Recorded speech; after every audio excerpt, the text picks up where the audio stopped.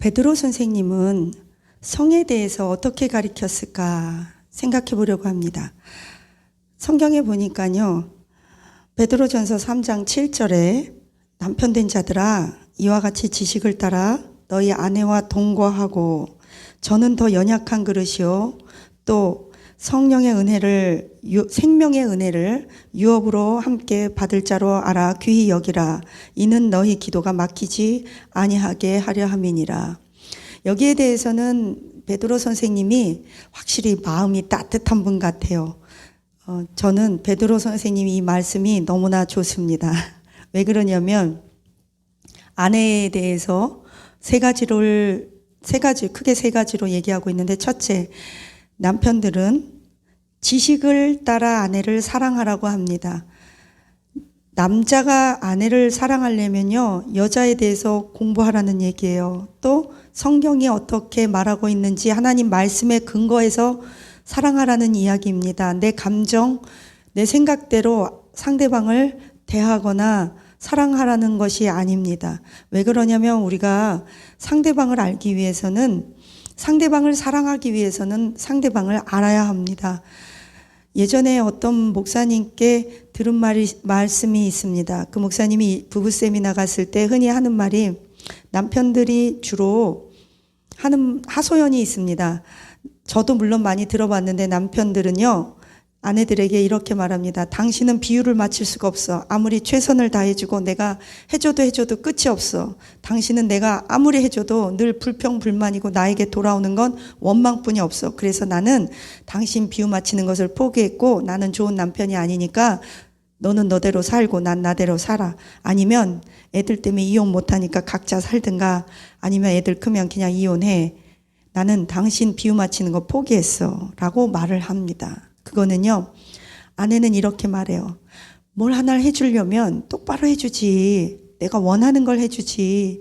원하는 건 해주지 않고 원하지 않는 거는 해준다고 최선을 다한다고 하는데 그게 오히려 나를 괴롭힌다는 거예요.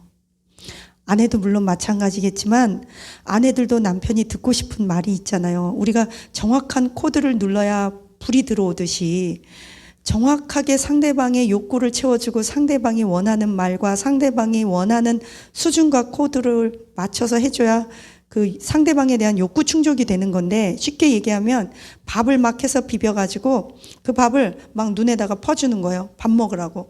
그러면 상대방은 밥을 숟가락에 떠서 입에 넣어줘야 맛있습니다, 감사합니다로 먹는데, 눈에다가 막 퍼주니까 아이고 내 눈이야, 아이고 내 눈이야, 도대체 왜 그러냐고 가만 좀 있으라고 그래요. 그러면 밥을 눈에다가 넣어주는 남편은, 왜 내가 해줘도 해줄수록 당신은 소리만 지르고 잔소리만 하냐고, 내가 결혼 생활 이렇게 할 거면 이럴 줄 알았으면 안 했다고.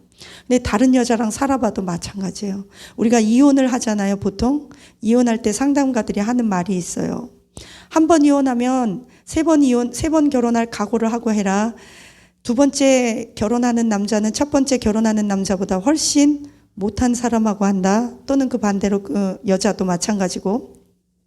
그래서 결혼은 3-4번이라고 그러잖아요. 한 번 이혼하면 두 번째 이혼은 더 쉽고, 세 번째 결혼을 꼭 하게 되는데, 안 하게 될 수도 있지만 하게 되는데, 하게 되면 더 못한 사람하고 결국은 세 번째 그냥 대충 살다가 비실비실 하다가 죽는다. 그래서 되도록 이혼은 하지 말아라. 어렸을 때 내가 취한 아내와 또 어렸을 때 만난 남편이 바람에 연고나 때리거나 막 도박해서 막 가산 탕진하고 하나님도 안 믿고 막 20년, 30년을 기다려도 안 되고 그럴 경우, 빚쟁이들 오고 그럴 경우 정말 대책이 없습니다.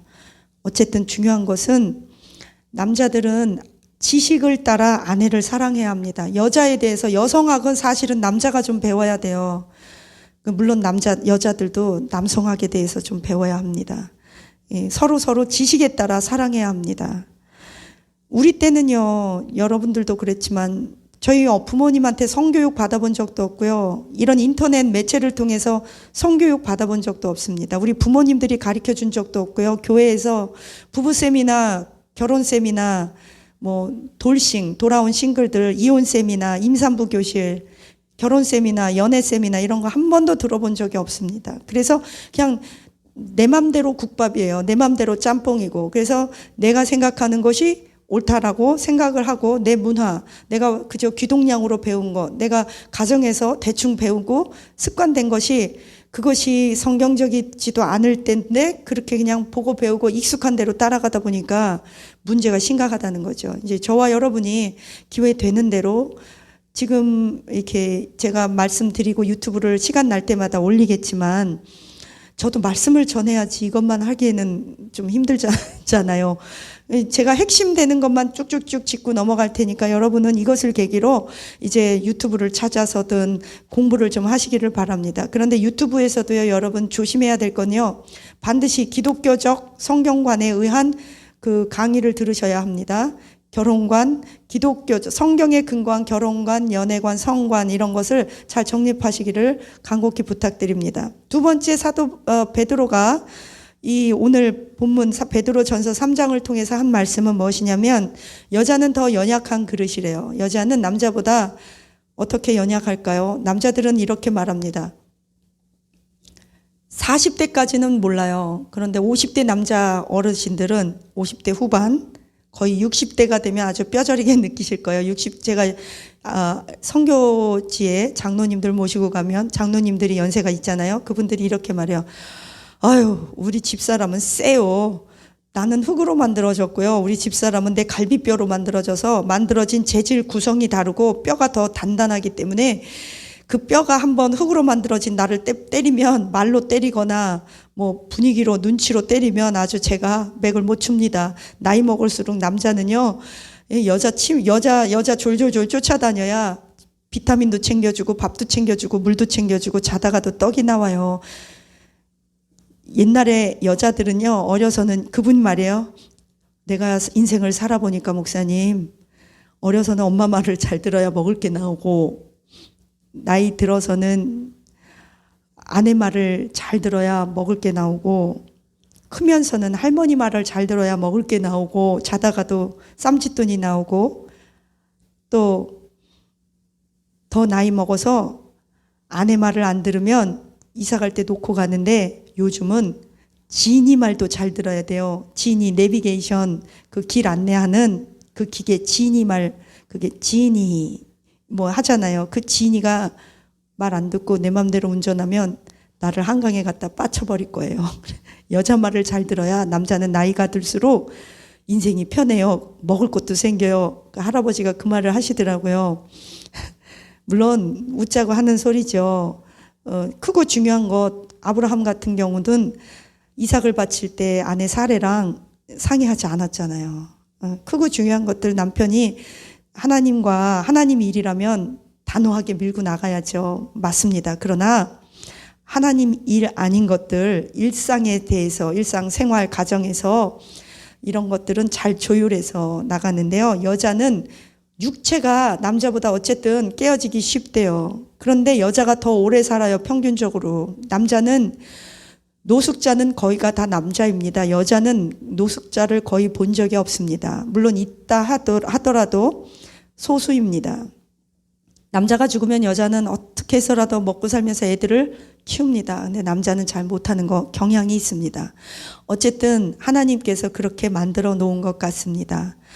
이 남자는 여자의 보필을 잘 받아야만 사회적으로 지지 기반이 든든하게 형성돼서 남자가 사회인으로서 잘 역할을 감당해 나갈 줄 믿습니다. 그런데 여자는 더 연약한 그릇이래요. 몸이 더 연약하다는 거예요.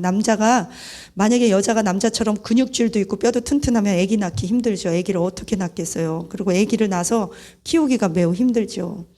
너무 재밌는 것을 보았습니다.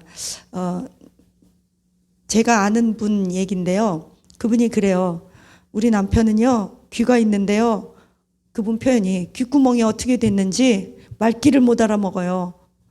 우리는 가가 그러면 다 알아듣잖아요. 네가 말한 그 애가 가시성을 가진 그 사람이냐? 가가 그러면 그 애가 가시성을 가진 그 애냐? 그 소리를 우린 다 알아들어요. 근데 남자들은 가가 그러면 뭔 말이야 말해줘도 뭔 말이야. 하다못해 우리는 여자들은 아이를 키워야 되니까 눈치가 있잖아요. 그냥 알잖아요. 설명 안 해도. 그 옆집에 강아지가 왕왕 울어요. 짖어요. 그러면 어떨 때는 나 데리고 가세요. 그러는 건지, 또 저희 집에 놀러 와서 짖어요. 물 달래는구나. 물 달래는 건지, 또 짖어요. 너 뭐 간식 줘? 그리고 간식 줘요. 그럼 또 짖어요. 산책 데려가라고. 강아지 소리도 우리는 눈치로 그냥 다 알아요. 똑같은 왕왕 그건데도 여자들은 알거든요. 근데 남자들은요, 그 소리가 그 소리고 이 소리가 이 소리지, 다 똑같은 왕왕 이거지. 어떻게 그걸 알아? 하나님께서 여자는 생명을 맡아서 키워야 하기 때문에 알게 만들어 놓으신 것 같아요. 그걸 육감이라고 그러잖아요. 영감 같은 어떤 육감. 그래서 어쨌든 여자는 그렇지만 몸이 약해요. 그래서 남자들이 그런 말하면 여자도요, 호르몬 변하고 남성 호르몬이 많이 증가되고 40 넘어서 팔뚝도 나보다 굵고 허리 사이즈도 굵고 그러고 우리 아내가 힘도 셉니다. 그럴 수 있지만 아니에요. 여자들이 그냥 자식 키우고 남편하고 없는 살림 아껴서 가정을 꾸려나가려고 여자들도 이를 물고 잘 참고 있는 거죠. 정말 강한 척하고. 그러니까 기도원에 여자들이 많이 오잖아요. 왜요? 그 기도원에 그냥 막 보따리 싸들고 입을 들쳐업고 와서, 애기 들쳐업고 와서 기도라도 해야 살 것 같으니까. 그러니까 하여튼 아내들이 그렇습니다. 세 번째, 아내를 귀히 여기래요. 아내를 귀히 여기고. 남자들은 아내를 귀히 여길 뿐만이 아니라 결혼을 귀히 여기라는 의미입니다. 결혼도 귀히 여기고 아내도 귀히 여기고, 음행하는 자들과 간음하는 자들은 하나님의 심판이 있다고 하였으니까 가정이라는 거, 결혼이라는 제도 안에서 남자들이 이런 말 하더라고요. 제가 네팔에 갔는데 네팔 선교사님이 해주셨던 말씀 중에 잊을 수 없는 말이 있어요. 남자들은 30대, 40대를 아주 잘 살아야 50대 망하지 않습니다. 그래요. 그래서 그게 무슨 말인가. 제가 그 말을 들었을 때는 30대 후반쯤 됐어요. 그래서 저도 젊었고 어렸기 때문에 그 말을 잘 못 알아들었거든요. 그런데 시간이 지날수록 그 선교사님의 말이 생각이 나는 거예요. 그렇구나. 우리가 남자들은 특히 30대, 40대를 잘 지내지 않으면 50대 인생이 함몰할 수 있구나. 사기당하거나 건강으로 함몰하거나 이혼을 하거나 그러면 남자들은 거의 재생이 불능인 걸 많이 봤어요. 그래서 정말 되도록 딴짓하지 않았으면 좋겠어요. 결혼을 소중히 여기고 아이를 봐서라도. 30대에는 20대까지는 철이 없고 30대에는 막 결혼을 해서 아이가 어리고 40대에는 이제 어떻게 해서 집 마련하고 아이도 중학교 정도 가요. 그런데 이러다 보면 40대 중반 초반에 보통 이혼들을 많이 하더라고요. 대부분 이혼하는 나이가 40대, 42세, 3세, 40대 초반, 40. 이때 이혼들을 많이 해요. 저와 여러분은 우리 자녀들에게 이혼이 없기를 결사적으로 좋은 배우자 만나는 것 중요한데요. 그거보다 중요한 것은요, 물론 배우자 잘 만나야 이혼도 안 하지만 이 세상에 좋은 배우자라는 것은 살면서 만들어가는 것도 커요. 그래서 이혼 안 하기를 위해서 기도해 주시기를 간절히 바랍니다. 편지 하나 읽어드릴게요. 목사님 안녕하세요. 저는 누구입니다. 오늘 예배 전에 목사님을 배웠을 때 정말 반가웠습니다. 목사님께서 저희들을 위해서 예배 시간에 세미나를 하면서 기도해 주시고 강의할 때 저는 2000년 전에 예수님의 사역 현장이 마치 이렇지 않았을까라는 생각이 들기도 했습니다. 왜냐하면 상처가 많은 특히 젊은이들과 결혼한 저와 같이 결혼한 지 얼마 안 된 우리들을 붙잡고 한 사람 한 사람 살리기 위해서 몸부림치며 기도해 주시는 목사님을 보았을 때 큰 감동을 받았습니다. 처음 본 사람, 얼굴도 모르는 사람인데 한 분 한 분 목사님이 가까이 가셔서 정말 온 힘을 다해서 대충 기도한 사람이 없이 그 한 영혼을 살리기 위해 같이 울면서 몸부림칠 때 그 영혼들이 살아나는 것을 저는 보았습니다. 저는 신학생입니다. 신학대학원 총신대를 다니고 있습니다. 저는 제가 하나님 말씀도 많이 알고 진실되게 하나님을 사랑하고 있다고 생각했지만 저는 목사님 집회를 보면서 나도 하나님 목사님처럼 쓰임받고 싶다는 생각을 처음으로 하게 되었습니다. 그 이유는 목사님을 통해서 저와 같은 사람을 변화시켰기 때문입니다. 하나님께 감사 돌립니다. 중약. 목사님께서 성 강의를 하실 때 예배 시간과는 달리 선지자처럼 강하고 담대하게 선포하시는 말씀을 볼 때 그것이 능력으로 나타났고 선지자와 같이 그렇게 하나님의 말씀을 불같이 토해내실 때 그 말씀을 듣는 우리 모두가 다 하나님을 경외하는 마음으로 벌벌 떨게 되었습니다. 저는 이 이야기를 100% 제 이야기인데 이 이야기를 하지 않을 수가 없습니다. 왜냐하면 이번 세미나를 통해서 결혼과 성에 대해서 다시 정립하게 되었고 이것은 저의 실수이며 실패이며 아픔이자 죄악이기 때문에 반드시 토설하여 하나님 앞에 은혜로 치유받기를 원합니다. 저는 몇 년도에 결혼을 했고 현재 6살 된 아이가 있는 부모입니다. 제 나이에 비해서 아이가 6살 되었다는 것은 제가 속도 위반하여 결혼을 한 케이스입니다. 저는 19살 때 교회에 있는 한 자매를 그렇게 속도 위반해서 어떻게 억지로 해서 아이를 갖게 되었고 신앙이 있는 우리 부모님은 아이를 없앨 수 없다는 이유로 억지로 저는 20살에 아버지가 되어야만 했습니다.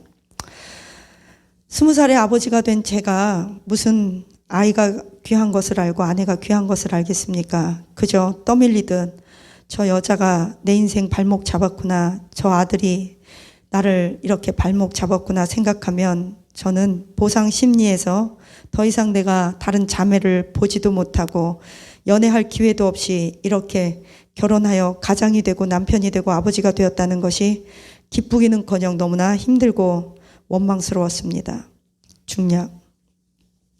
그런 과정에서 저는 어리고 공부를 해야 한다는 이유로 아내가 모든 돈을 다 벌고 우리 집 생계를 꾸려가고 있었습니다. 저는 아내에게 미안하다는 말을 더 이상 하지 못할 만큼 미안했지만 또 한편으로는 그래, 네가 선택한 결과다. 너의 죄의 결과다. 네가 나의 인생 발목 잡은 결과다라고 생각하며 저는 공부라는 핑계를 삼아 공부만 하였습니다. 그리고 저는 대학을 졸업하고 신대원을 다니게 되었습니다. 첫 학기입니다. 이런 저에게 저는 항상 이렇게 생각하였습니다. 네가 어디 가서 나 같은 남편을 만나. 우리 가족은 신앙도 좋고 나는 건강하고 나는 술, 담배도 안 하고 그 흔한 연애 한번 노래방 한번 안 가봤어. 너 때문에 이렇게 된 거야. 더 좋은 여자를 만날 수 있었을 텐데.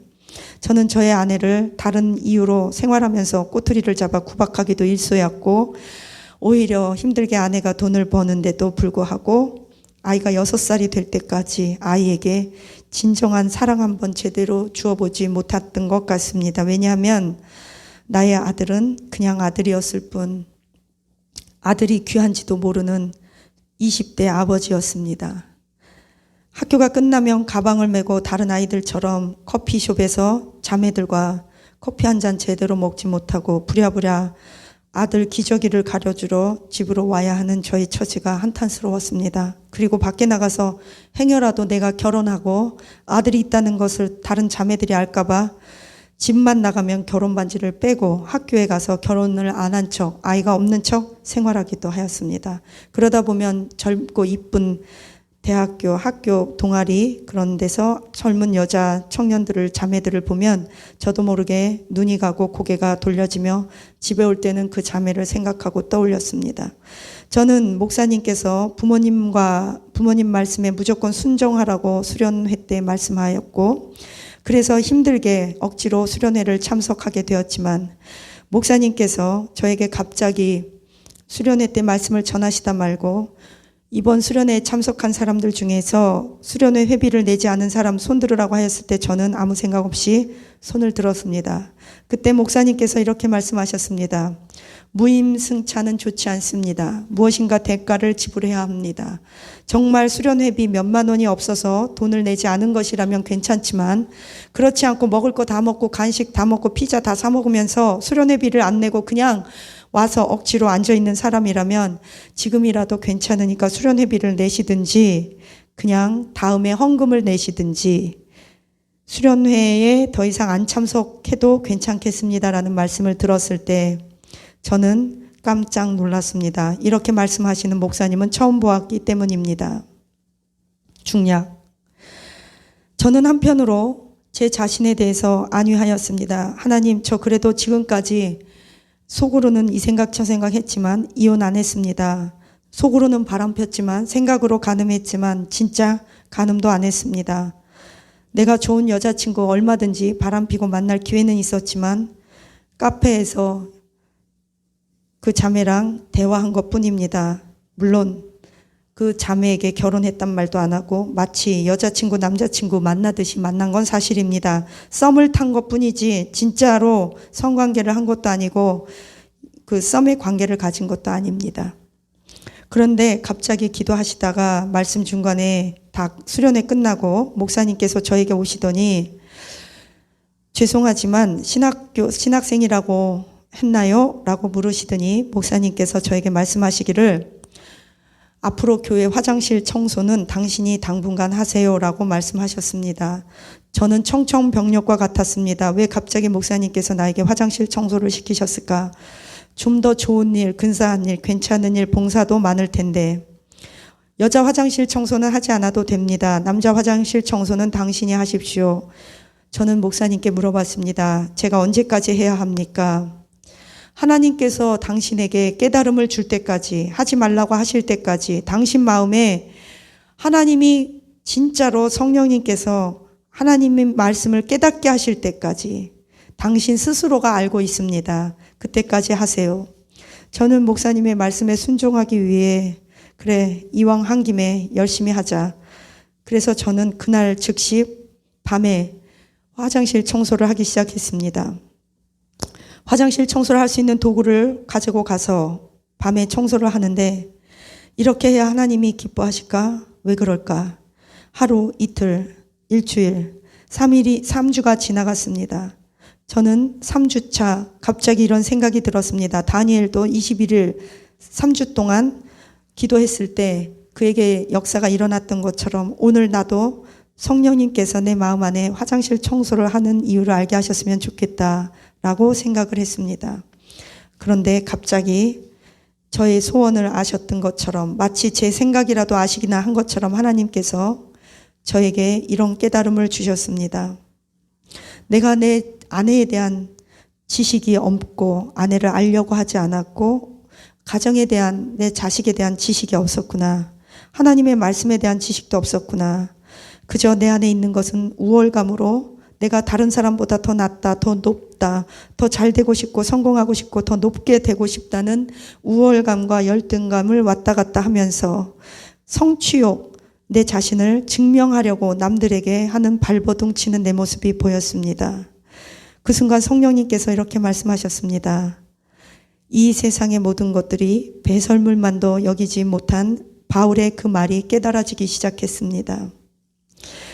물론 저의 실수도 있습니다. 그러나 이 실수를 통해서 하나님께서 나의 가정을 허락하셨고 나의 아내를 허락하셨고 나에게 소중한 아들을 허락하신 것이 깨달아졌을 때 저는 울기 시작했습니다. 목사님, 제가 언제쯤이면 하나님의 깊은 말씀을 깨달을 수 있을까요? 저는 한때는 이렇게 말했습니다. 내가 신학에 가면 거만해질 것이다. 바리새인처럼 될 것이다. 많이 알면 많이 알수록 나는 사람들을 정죄하고 비판하고 판단하는 사람만 될 것이라고 했을 때 목사님께서 이렇게 말씀하셨습니다. 사도 바울은 우리보다 더 많이 알고 더 많이 영적인 은사를 받고 3층 천에도 다녀왔지만 그는 모든 것을 배설물로 여겼습니다. 사람이 진짜 많이 배우면 익은 벼는 익을수록 고개를 숙이게 됩니다. 라고 말했습니다. 거만해질 만큼 당신이 공부를 많이 하셨나요? 당신이 공부를 해서 거만해졌다면 설익은 것입니다. 공부를 할수록 거만해질 수 없습니다. 고개를 숙이게 돼 있습니다. 하나님에 대해서 많이 알수록 우리는 남을 비판하고 바리새인처럼 될 수 없습니다. 우리는 겸손해집니다. 섣불리 누군가를 치리하고 겸손하지 않고 누군가를 치리하고 누군가에게 거만한 척 자기 자신을 증명하며 체면 때문에 그런 척 안 그런 척 살아가고 있다면 그것은 위선이며 외식입니다. 정말 은혜를 받은 자, 말씀을 깨달은 자는 겸손해집니다. 그 말씀을 기억하며 오늘도 21일간 좋은 습관, 헌신하는 습관을 위해 화장실 청소를 열심히 마치고 왔습니다. 목사님, 미약하나마 저도 목사님을 위해 기도하겠습니다. 저도 그리고 목사님처럼 사람을 살리는 사람이 되기 위해 최선을 다해야겠습니다. 정말 이런 사역 하고 싶다. 사람을 살리는 것이야말로 사역이라는 것을 깨달았습니다. 목사님, 내 인생에 목사님의 세미나를 들을 수 있어 정말 하나님의 큰 은혜였습니다. 감사합니다. 하나님 말씀을 많이 알고 신학을 하면 거만해진다고요? 섣불리 공부하고 겸손해질 만큼 공부 안 해서 그렇습니다. 빈깡통이 요란합니다. 익은 벼가 고개를 숙입니다. 사도 바울처럼 많이 알수록 배설물로 여깁니다. 필요 없어서 배설물이 아닙니다. 사도 바울이 공부를 많이 했기 때문에 그 많은 서신서를 통해서 기독교계의 많은 조직신학적인 것을 집필할 수 있었습니다. 학문이 우리에게 필요한 것입니다. 그러나 하나님의 진리의 복음, 십자가 앞에서 배설물이라는 것입니다. 우리가 아무리 하나님에 대해서 안다고 해도 거만할 만큼 충분히 알지 못합니다. 오늘 이 형제의 간증처럼 하나님께서 우리에게 선물로 주신 아내, 자식에 대해서 우리가 지식에 따라 더 많이 공부하고 그들에 대해서 알고 우리가 수준을 맞추고 사랑해 줄 수 있는 수준 높은 사람, 넉넉한 사람, 커다란 사람, 깊은 사람 되기를 예수님의 이름으로 축복합니다. 강한 자가 무릎 꿇을 때 이 세상이 변화될 수 있습니다. 원동현 박사님께서 저의 스승님이신데 이렇게 말씀하셨습니다. 실력 있는 자가 무릎 꿇을 때 이 세상이 변화된다. 우리는 무릎 꿇기 위해서 실력을 쌓아야 한다. 하나님은요, 저와 여러분이 건강한 가정, 건강한 배우자, 건강한 부모가 되기를 간절히 원하십니다. 소중한 우리의 가정, 우리의 자녀들을 말씀으로, 믿음으로 지켜내시기를 축복합니다. 기도하시겠습니다. 하나님 감사합니다. 언약으로 주신 우리의 배우자. 그런데 우리는 술이 왼수다고 엄마 어떻게 결혼했어? 그래 그 술이 왼수다. 아빠가 실수했어. 이런 말을 우리 자녀들에게 하지 않게 하옵소서. 하나님, 우리는 실수라고 생각해도 하나님은 그 가운데 십자가가 꽂아지면 하나님은 언약으로서의 배우자가 될 줄로 믿습니다. 어떤 일이 있어도 이혼하는 일이 없도록 주여 성적으로, 금전적으로, 대화로 건강하게 하옵소서. 주님, 우리를 불쌍히 여겨 주옵소서. 남편과 아내가 서로 다른 생각과 의견이 있을 때 각자를 존중하면서 서로 보완, 상호, 협력 관계가 이루어지게 하옵소서. 주여, 고집센 백성처럼 고집이 세서 망하지 않게 하옵소서. 고집센 백성은 정말 병입니다. 고집이 세다는 건 주장이 세다고 그렇게 하는 것이 아니라, 자기가 논리성 있는 주장이 센 것이 아니라, 고집이 세다는 것은 자기의 틀에 박혀서 나오지 못하고 허우적거리는 것을 우리는 알고 있습니다. 하나님, 우리의 생각의 틀이 깨어지게 하옵소서. 하나님의 말씀으로 우리가 틀을 정립하며 상황에 맞춰서 하나님의 말씀에 근거하여 잘 적용할 수 있도록 유대인에게, 헬라인에게, 야만인에게, 배운 자에게, 노예나 자유인이나 우리가 문화와 모든 것들을 초월하여 하나님의 진리의 복음이 변질되지 않고 증거될 수 있도록 우리의 가정에서도 우리의 삶에서도 서로 적용될 수 있도록 지혜를 허락하여 주옵소서. 감사드리며 예수님 이름으로 기도합니다. 아멘.